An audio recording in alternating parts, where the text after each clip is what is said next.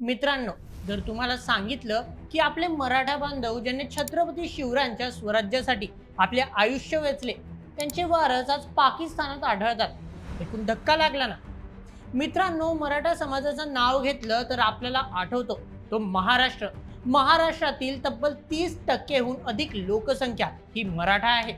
ऐतिहासिक काळापासून मराठा समाज प्रामुख्याने दख्खनच्या पठार जसे की महाराष्ट्र, त्यासह कर्नाटक, तेलंगणा, आंध्र प्रदेश तसेच गुजरात आणि मध्य प्रदेशच्या सीमावर्ती भागात आढळतो.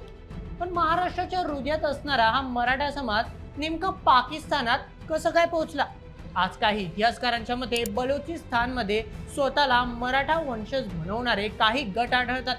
चला, आजच्या व्हिडिओमध्ये चाळूया इतिहासातील ते पाठ ज्याच्यावर आजपर्यंत कधीही जास्त चर्चा झालेली नाही. मराठ्यांचा पानिपत युद्धावेळीचा रक्तरंजित इतिहास सविस्तर पद्धतीने समजून घेऊया आजच्या व्हिडिओमध्ये. आजच्या बातमीचे लेखक आहे मेहुल मराठे. तर मित्रांनो, इतिहासात घडलेल्या अशा अनेक गोष्टी आहेत ज्यांच्यावर आज देखील प्रकाश पडला नाही. अशा गोष्टी जेव्हा अचानक डोळ्यासमोर येतात तेव्हा नक्कीच त्याचा धक्का पोहोचतो. असंच काहीचं प्रकरण आहे बलूच आणि महाराष्ट्रातील मराठा समाज यांच्यातील ऐतिहासिक संबंधांचं. बलोचिस्तानमधील मराठा समाजाचे वंशज आज जरी आपल्या मुख्य मातृभूमीपासून लांब असतील तरी त्यांच्या बोलीभाषा, संस्कृती यांमधून त्यांचे मराठा समाजाशी असलेले नाते सरळ लक्षात येते. तर चला जाणून घेऊया मराठा आणि बलोच समाजातील साम्य आणि त्यानंतर समजून घेऊया त्यांच्यातील ऐतिहासिक नाते. बलोचिस्तानमध्ये राहणारे मराठा सरदारांचे वंशज आज पूर्णपणे पाकिस्तानी संस्कृतीमध्ये विलीन झाले आहेत. तरीही त्यांच्या भाषेमध्ये, विवाहाच्या पद्धतीमध्ये आणि जीवन संस्कृतीमध्ये मराठा समाजातील आदर्श आणि परंपरा यांचा समावेश हा स्पष्टपणे दिसून येतो. आजच्या बलुची भाषेमध्ये काही संशोधनांमध्ये काही शब्द मराठीसारखे असल्याचे सांगितले जाते. उदाहरणार्थ, आई जो शब्द आपण मराठीमध्ये माता या अर्थी वापरतो, तोच शब्द बलुची भाषेमध्ये देखील मातेसाठी वापरला जातो. बलूच समुदायातील अनेक लोक आज देखील हिंगलज मातेचे पूजन करतात. त्याचप्रमाणे विवाहामध्ये हळदी संस्कार यांसारख्या हिंदू परंपरांचा समावेश केला जातो.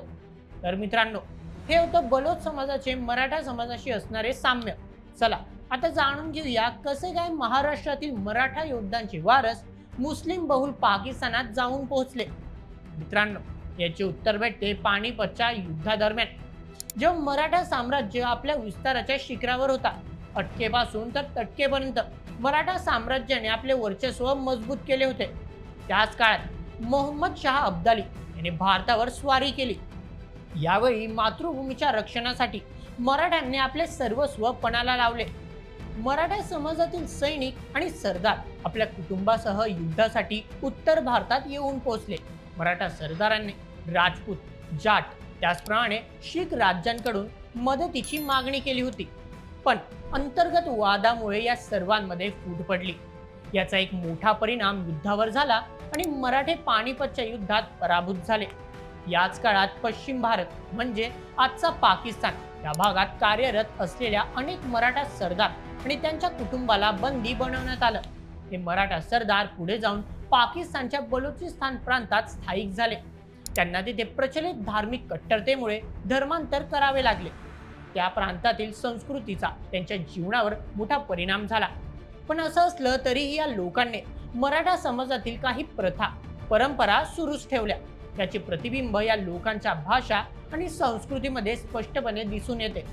तर मित्रांनो, हे होतं पाकिस्तानमधील बलोच समाजाचे मराठा समाजाशी असणारे ऐतिहासिक नाते.